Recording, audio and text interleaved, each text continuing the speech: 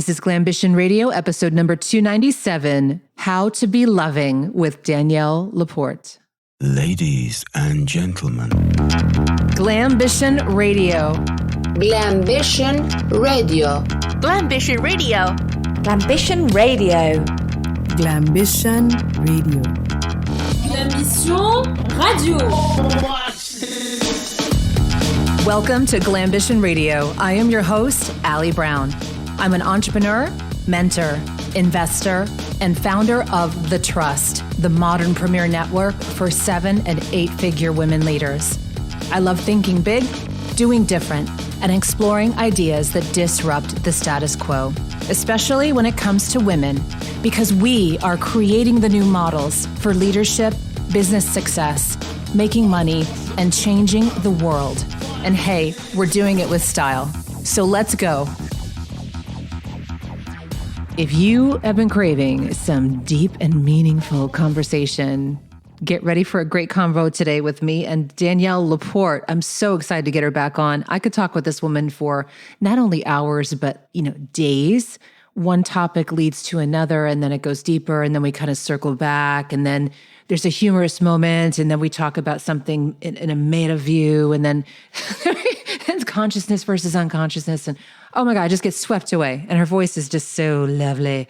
Danielle has a brand new book coming out. It's been the first one in a while. She's been really doing some work on herself and what she wants to share. And it is called How to Be Loving.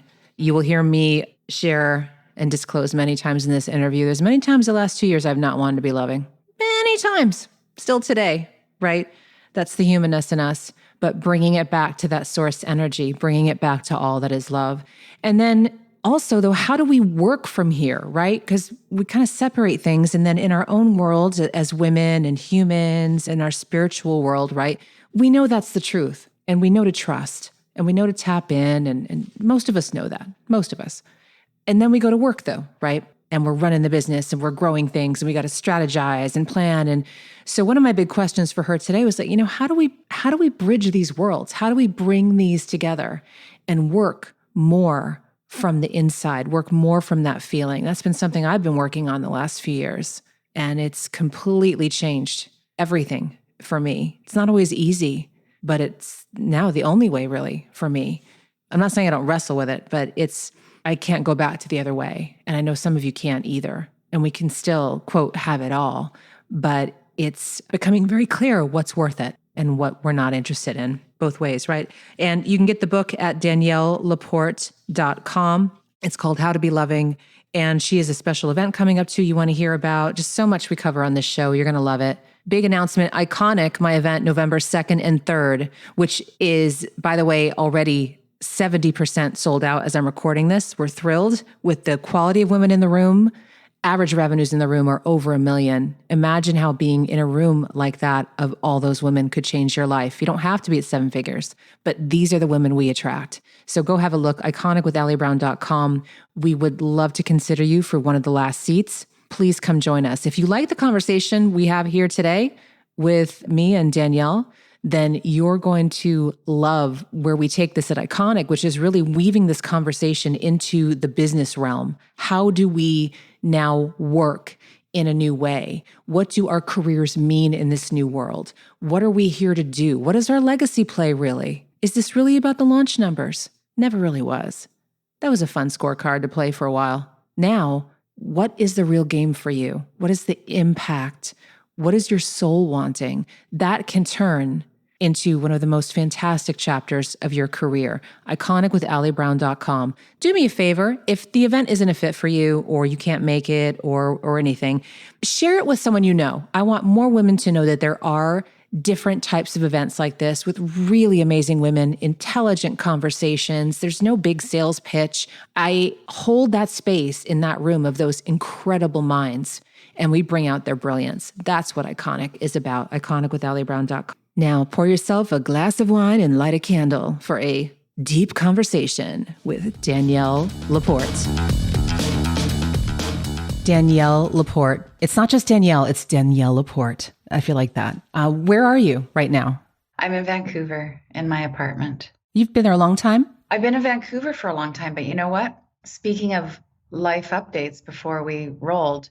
I sold, gave away, let go of most of my stuff, including a house, a car, all of my high heels. And I moved to be by the beach, and I live in an apartment. My 18-year-old son is basically my roommate. I fell in love. My guy lives literally 300 steps away and in a different apartment. In a different apartment. That's perfect. It's great. It's great.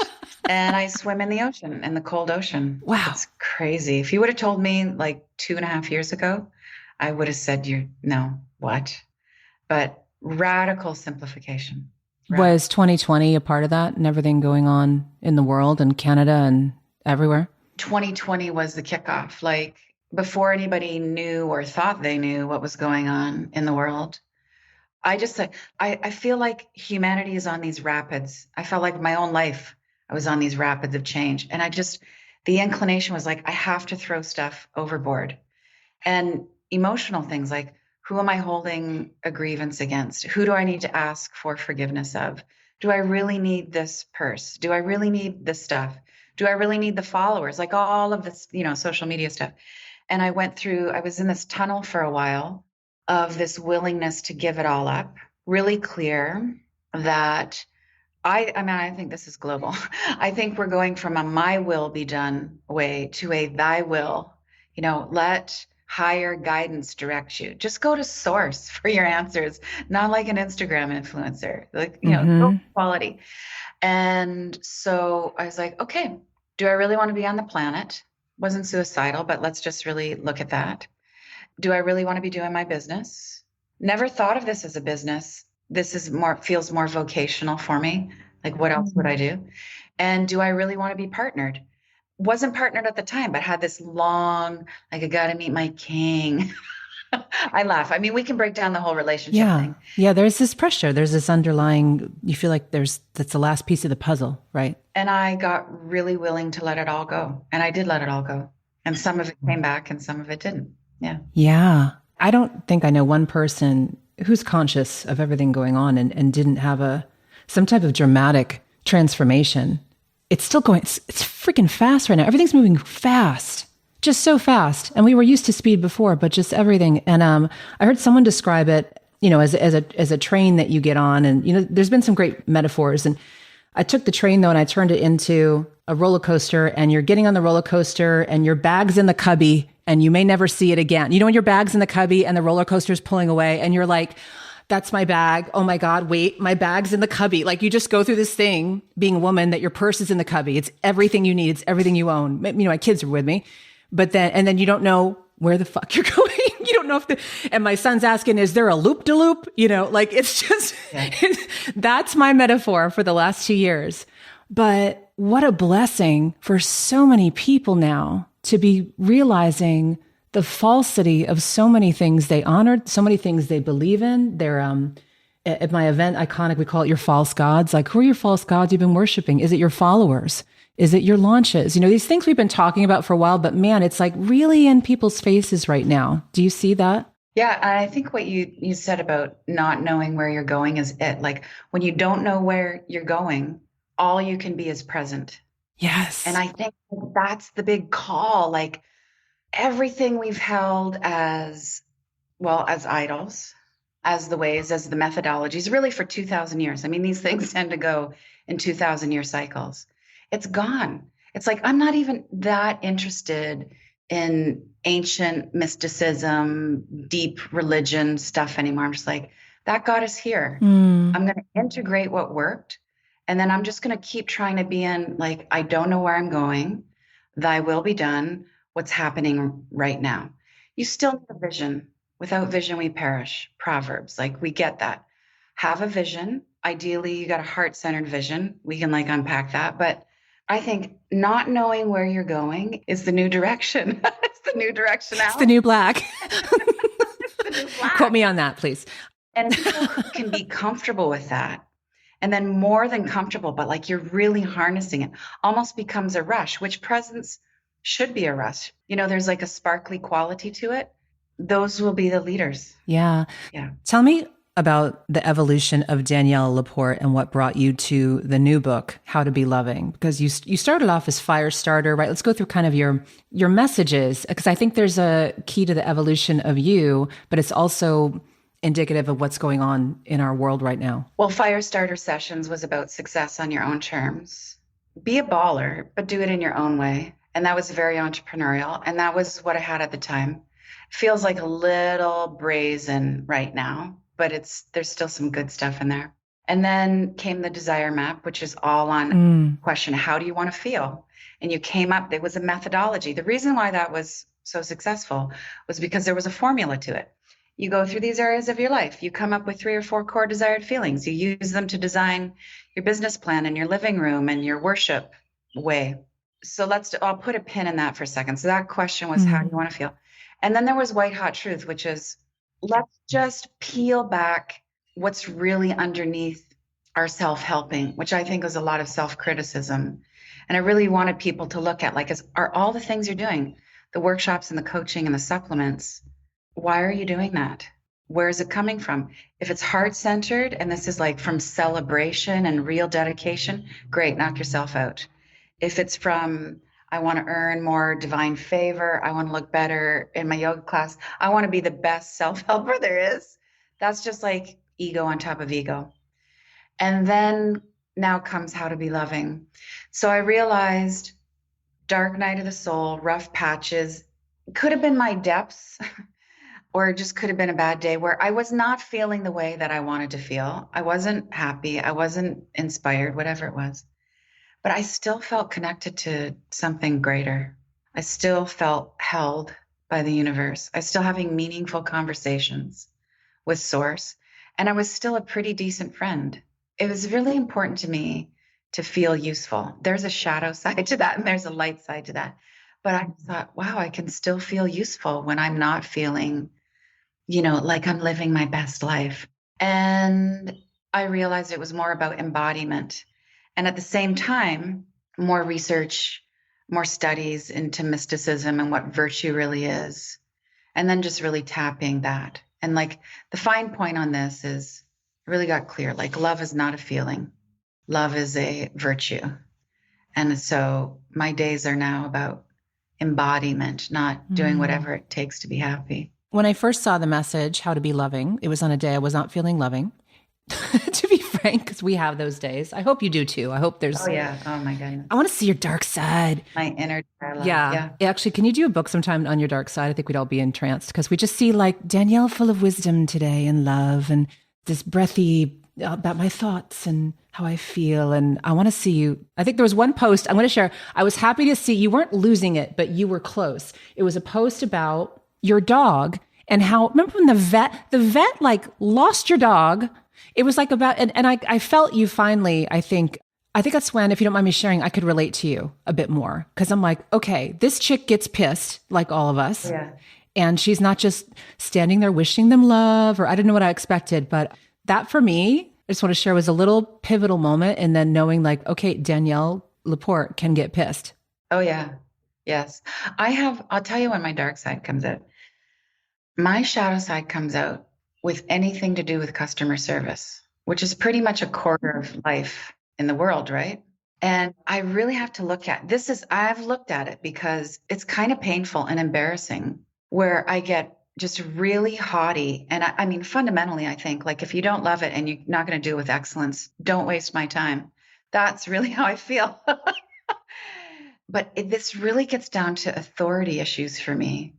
And I realize that, especially with the last couple of years of just this overreach of authority on a global scale, you can imagine like on a daily basis, I would have these surges of rage.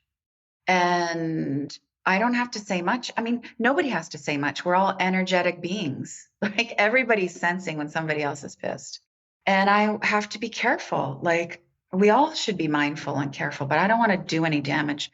But I think I've done some things to people serving. I'm trying to be of service in a store on the other line. And I catch myself, it was actually my man who said, you're really interesting. He's very loving. So I had a good way of putting this. Like you really throw it down at the beginning. Like they know not to mess with you, but then you kind of make up for it in the end. And you're just like, have a great weekend. With your gratitude and grace. Yeah, there's a way to give feedback. You sandwich it, right? Like, I love coming to this store. And let me tell you something. And I just realized it's shitty and manipulative.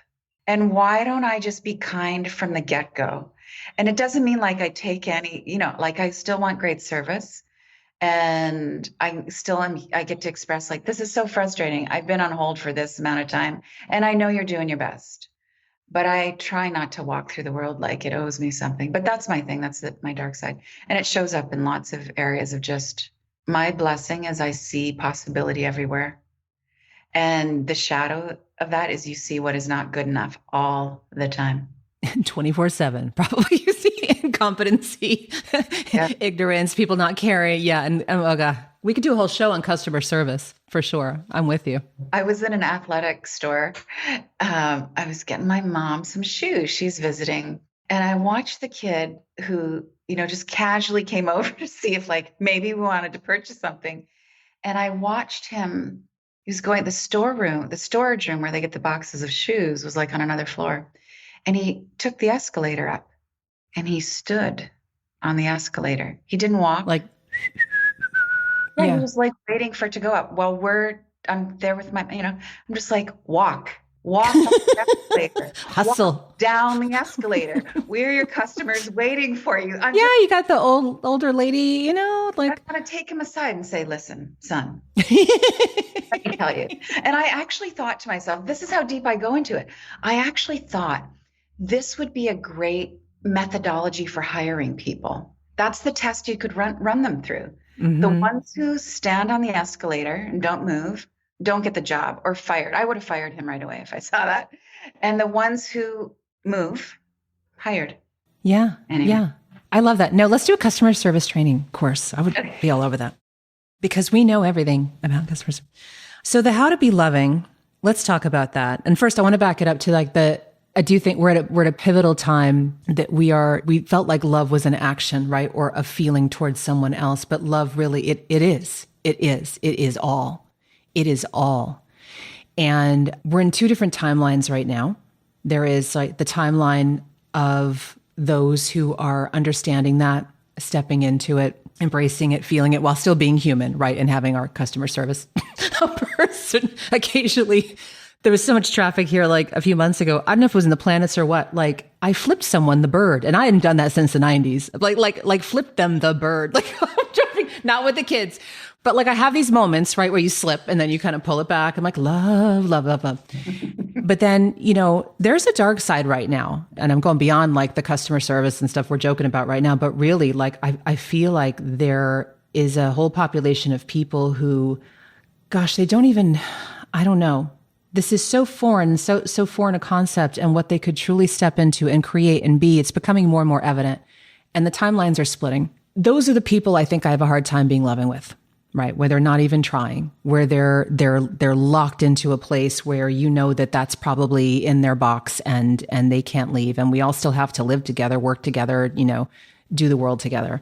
Just help me think through this because there are moments right now, even when you look at the idiocy of government decisions, education decisions. I mean, just so many things are coming up right now to be seen, which is great. Mm-hmm. But the flip side of that is that there's a lot coming at us when you see all this darkness. I just got a few layers to this, but that's kind of where I'm coming from, how do we come from love in these places right now when there is so much madness? I think most of us can get down with a theory that in our own lives, everything happens for a reason. Not always easy to ingest that, but just we can leave lots of room for mystery. Most of us have been around long enough to think, oh, that thing that I thought was a failure opened this doorway. We know how that works. That's happening on a global scale. Like we know this has all got to come up to be seen, to be reckoned with, to be healed. Just like your own anxiety or panic or greed or fear, whatever needs to come to the surface, and it has lots of ways of knocking on the psyche. The collective is doing the same thing. Like what's been underneath the basement of capitalism and overconsumption and surface relationships for decades, centuries, eons. This is what's underneath it. It's control. It's greed. It's the unhealed self. So I think knowing that there's a purpose to this and it's got to play itself out is helpful. It helps us not flip the bird off to everybody. It helps us see things as issues instead of diabolical individuals. And if you really, really, really want to get meta, you could just consider this. You just could consider that everything is source. It's all love. It's all God. And when you see that, it transforms things. It's like this kind of Zen twist. It's like, but that is evil. That is harmful. That is not what we do to children. That is not what we do to our neighbor. Correct, but God is in there somewhere. That changes how you see things. It changes what's seen. I'm also really down with this theory lately that some of us who are the bad guys on the planet, let's say, and that is all up for debate, right? Like, we don't really know who the good guys and the bad guys are right now. I don't think we ever know. I think some of these bad characters might be stepping forward to say, like, it's like a movie. Like, you need that tension. You need that duality, the light and the dark. An actor says, okay, I'm going to play the bad guy because the plot needs it. And so I see some leaders right now in the world. I'm just like, wow, they're going to be incurring a lot of karma for what they're doing right now. And that might be of service to the whole. It's like one guy can stand up and be a diabolical, tyrannical leader. He's still going to get the cause and effect of that and have to burn that off somehow, some way. But he's also almost like this lightning rod for the collective shadow. Like, I'm going to be bad enough to show you your repressed greed and your not wanting to see things and your manipulation. I will embody all of that. So I think that's something very interesting to consider. And then you can get into a place of gratitude, might be a strong word, but appreciation. Like, okay, this has to fall apart. And then at the same time, you stand in, what's right. And you just keep abiding in love and making loving decisions in your own life. I love that. I have a question for you. For the women listening right now, almost all of them are entrepreneurs, or they want to be entrepreneurs. I know you have some messages in here that would really speak specifically to them, I think, or could help them. I think that the challenge I see a lot of them, and even myself the last few years wrestling with, is that balancing the desire, the love, the from working from within with then, making your payroll, right? Like making the financial goals you want and all this, right? And so we have those kind of two different sides of us. So for example, I have a client who really wants to change her business, right? But she's kind of locked in. I have at least gotten to that point where like everything's working. Why would we change it, right? Who cares that I'm not fulfilled? I'm employing all these people, right? All these clients are happy. Everyone buys the program, or I'm doing, this is my situation. I was, close to shopping a book deal, but then they kept telling me more. I had to do more and more. Like it wasn't enough. Everything I had created and done to that point, it makes me teary saying this actually, was not enough. I had to keep doing more, right? And so in my case, I just unplugged and I'm like, I'm going to do this my way at some point when I'm ready, and I'm going to do it my own way. I think a lot of us are doing that right now. Talk to us about kind of like the wrestling and how the loving connects. How does your message right now connect with all that we're wrestling with as women entrepreneurs at these levels? Well, I don't think we can have two separate sides. We can't make, this is my business self, this is my loving self, this is myself that strives, this is myself that trusts. But whenever I talk to business women now, for me, it's this conversation about receptivity. I think receptivity is the new power. I think it's always been the power, but it's really time for us to get it. And this is so counterculture. It is actually mind-boggling to just wrap our heads around what? Like, I don't have to hustle. I don't have to better myself. I don't have to improve myself. I don't have to sharpen my skill set. No, not first. You might have to do all of that. But the first thing you're going to do is you're going to look for higher guidance, and you're just going to be still.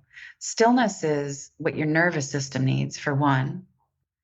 but we're so jacked, right? We're so hyped on just being productive all the time. Yeah. So like the image or the word is just basking. And women everywhere, when I bring this up, you just kind of see them. They kind of like melt into their chair on the other end of Zoom. And I just say, like, listen, this is what I want us to get. Everybody close your eyes right now. You see yourself and you're laying on the beach and it's safe and it's warm. And what do you do when you're sunbathing? Nothing. And what's happening? Everything. You are getting precisely the nutrients that you need. You're getting all the vitamin D. Your immune system is getting boosted. You're in a resting state. So like that inspiration can really come through. That's your first job, is to just bask, just rest. Turn to something that's not intellectual strategy for your guidance. Because what happens is like we come up with all these quarterly objectives and then we're like, I wonder what I should do. I wonder what I should really do. Then we go for our walk. It's like, we have our business meetings, we jam with our teams, and then we go for our walk in nature to figure out like, oh yeah, how do I really pull off this strategy we mapped out?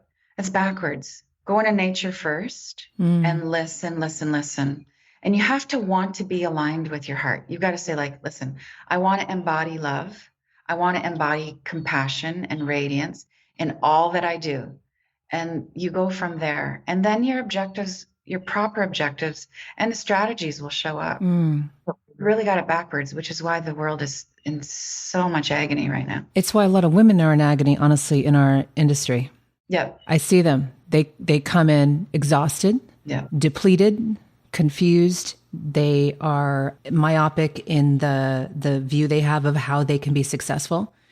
And it's this huge transition when you get them to start listening to what they really want. I mean, it sounds so simple, but they come in just modeling and following and doing all this. And for women, I want you all listening right now, like women, this is our time. This is what we should be doing and should have been doing all along, but it's the right time, right? Because so many of us had to come in, I think too, when you look at the working world and that women kind of adapted to a lot of the male systems. And, the guys built the things and it was the corporate world for a lot of women they came into, and we adapted.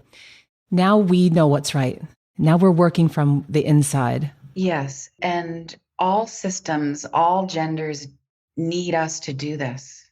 Until we slow down and say the nervous system is the priority, relationships are the priority, the world doesn't change. Our children are begging for it. The economy, medicine, all of it is begging for this. Like the qualities of the feminine, you call it the divine feminine, whatever, are the medicine. This is it. And like all the macro stuff is here on the micro. Like I've experienced this myself. I see the same things as you do, where it's like the panic attacks start coming, the anxiety attacks, or blindsided by like a loss of a relationship, or the launch doesn't work, or whatever it is. Or I also see a lot of like entrepreneurial betrayal that really wakes people up. Those are the suffering moments that have you go, oh, this is not the life I want to be living. Tell me about that. What does that mean? Entrepreneurial betrayal. It's the same as marriages.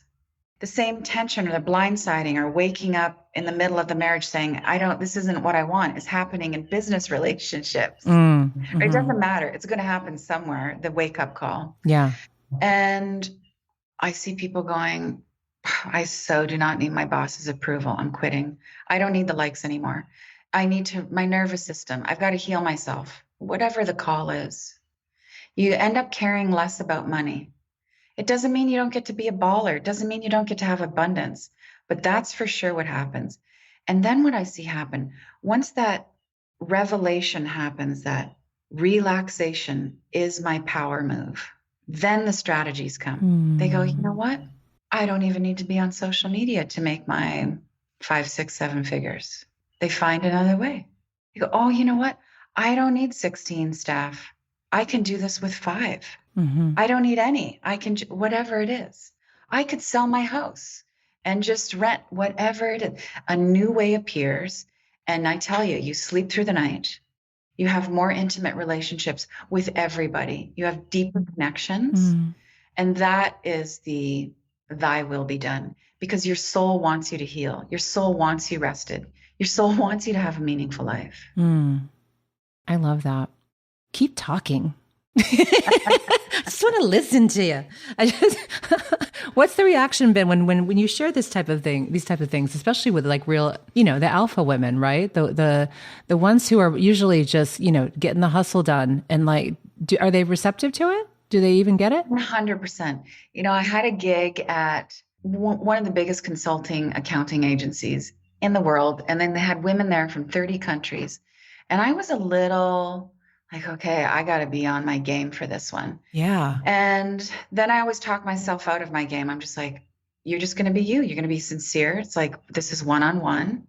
And I know what's going on. I know what's going on for me. So if it's going on for me, it's going on for a lot of women out there. The response is this exhale. The response is often tears. And then there is a lot of questions, but there's a lot of do I stay or do I go questions. And if I stay, what do I do? I want to make a difference and I'm going to stay in the system. I see there's really one of two choices.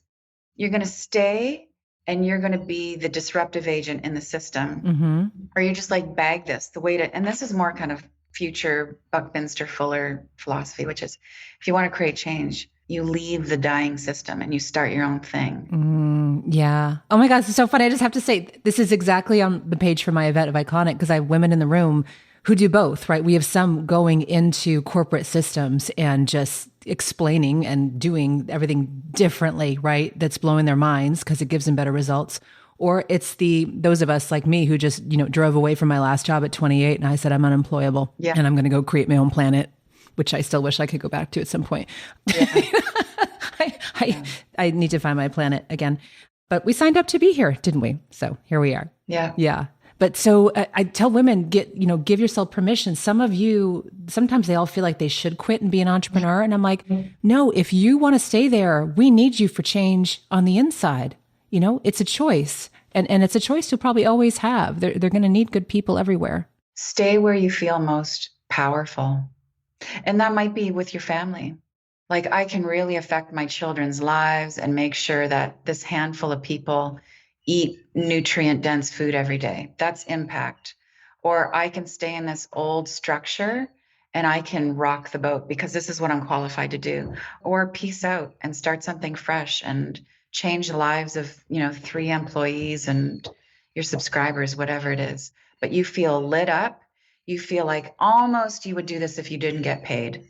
I love this. Well, tell us all about the book and when it comes out. I know you have a special event, and so let's go through everything coming up and how people can get involved. How to be loving when your heart is breaking open and the world is falling apart. And it's really about what you identify as. Are you going to identify as your past or as your power? Are you going to identify as what people told you you were or as your divine nature? That's it. And it all happens through acceptance. I talk a lot about virtue, what virtue is. I'm trying to make virtue sexy again and forgiveness sexy again. Because, most religions have just like taken it over. And my event is, if you get a couple copies of the book, come to church. So it's Church with D, me. And it's Sunday, October 16th. It's online. It'll be a couple hours. Leanne Rhymes is going to open up for us, and Beautiful Chorus is going to come to sing.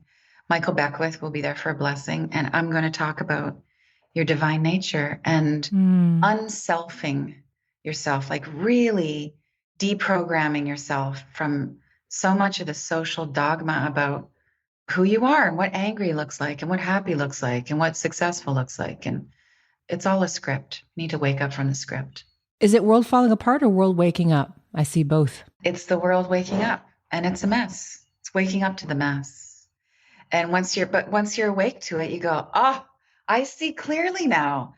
I know what the next right move is, which is usually something to do with inclusiveness. Like, how can my happiness benefit others? I mean, really what I'm on about these days is that the self-centered bucket list is over. Those days are done. Where do people learn more about the book? Know how to join the Church with D? I'll be there Sunday, October 16th.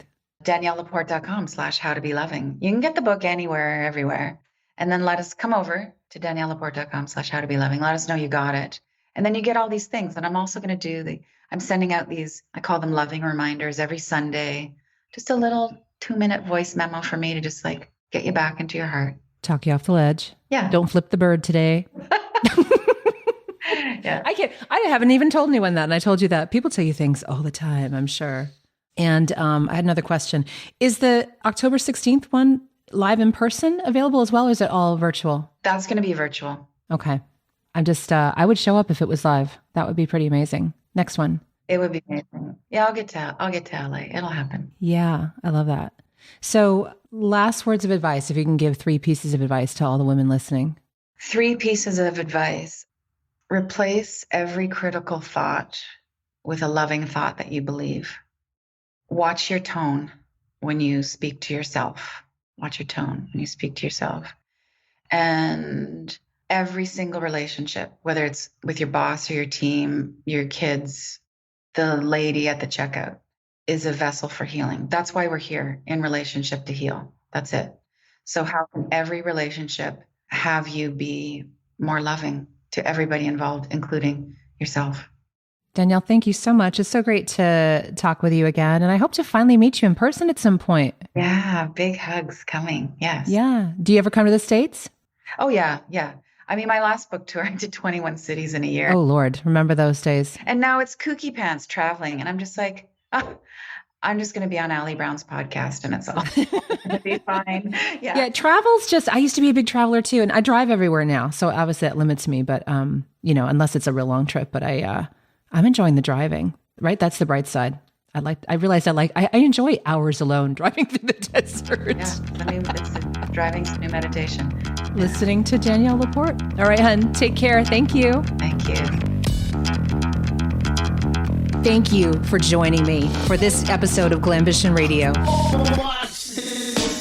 If you enjoyed the show, make sure you subscribe so you automatically get my new shows every week. Also, I'd love if you left us a review so more women like you can discover us. We're on Apple Podcasts, Stitcher, Spotify, Pandora, and other major platforms. And I'd love to hear from you personally. Come join the conversation on social. Instagram is my happy place lately, and that's Allie Brown Official, but you can find links to my other platforms at alliebrown.com. Glambition Radio is the elevated conversation for women leaders, and I'm honored you tuned in.